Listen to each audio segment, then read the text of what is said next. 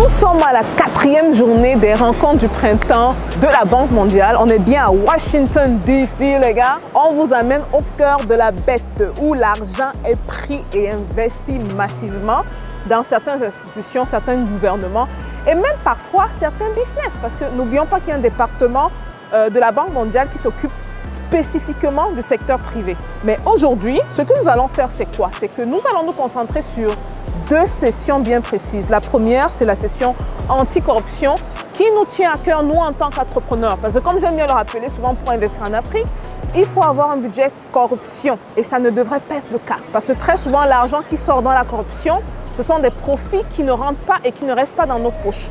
Et ces profits qui ne restent pas dans nos poches ne permettent pas de faire grandir nos entreprises, ne permettent pas d'embaucher plus de personnes, ne permettent pas d'avoir un impact direct économique et social sur la population. Donc on va aller à cette session-là. Après cette session, on aura la session sur le Brésil. N'oublions pas que le Brésil, c'est un pays qui, mine de rien, est assez similaire aux pays africains, mais qui aujourd'hui est dans le groupe des pays en voie de développement. Beaucoup diraient même qu'il se rapproche des pays développés. Donc, on va parler de l'évolution, des planifications économiques, sûrement de l'entrepreneuriat, parce que s'ils n'en parlent pas, je vais m'occuper de parler de ça. Ils doivent sûrement avoir un rôle derrière. Et comme d'habitude, je vous amène avec moi, les gars. Est-ce que vous êtes prêts? Let's go!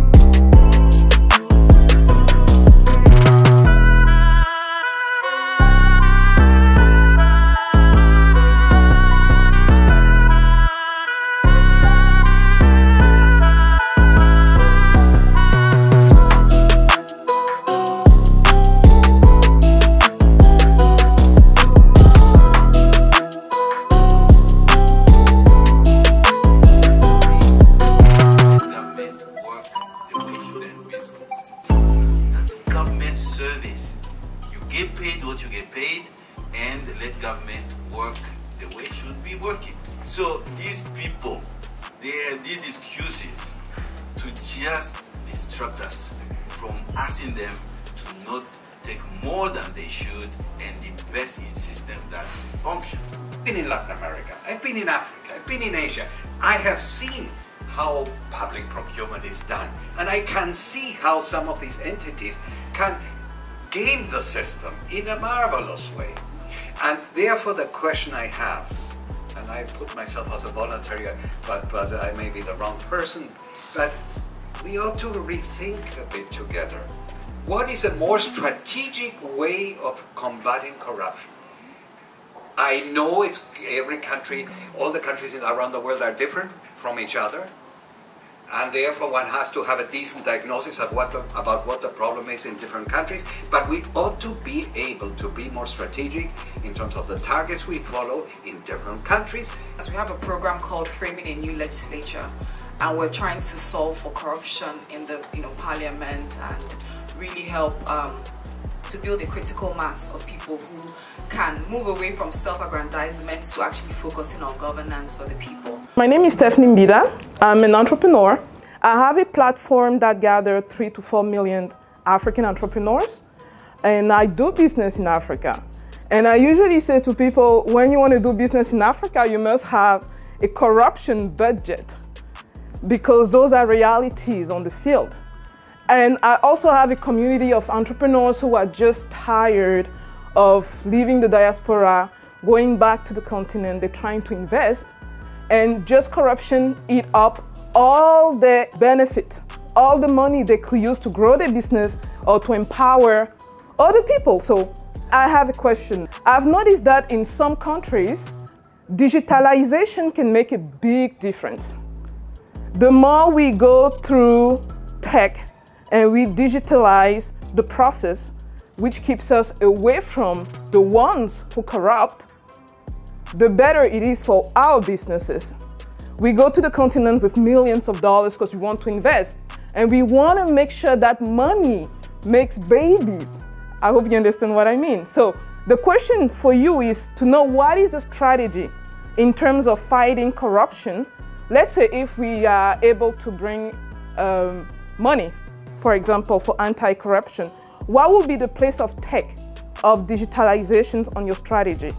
That's extremely important. Like if you have a branch where you include that as well, you have us on board. We won't even hesitate. Thank you. Thank you so much.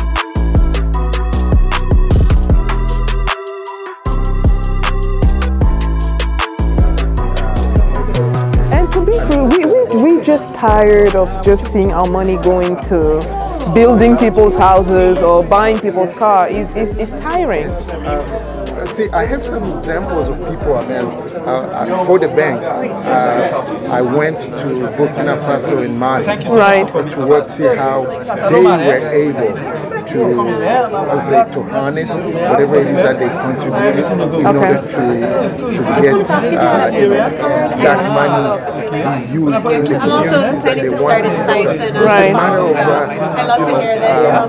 a few principles that you take. For instance, if you as entrepreneurs here, you want that to happen, how do you work with your counterparts in order to make sure that whatever you come with, there's a way that your money is not going to be lost in the process.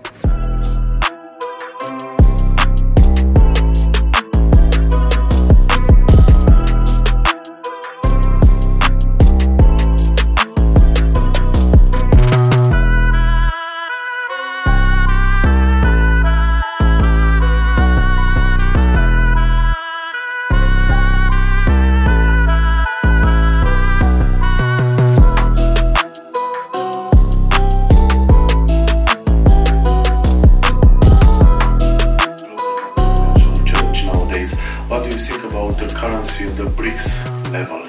It's one of the most debated topics over the past months. Thank you. We need to move and move fast to create alternatives, not only on the BRICS, but being a Brazilian in Latin America, we also talked about it a lot.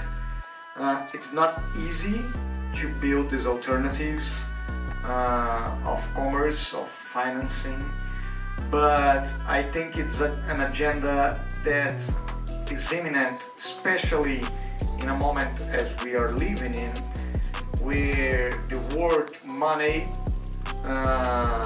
is quite expensive and transaction costs are also expensive, and a lot of countries are suffering from lack of financing due to external debts, as I said before.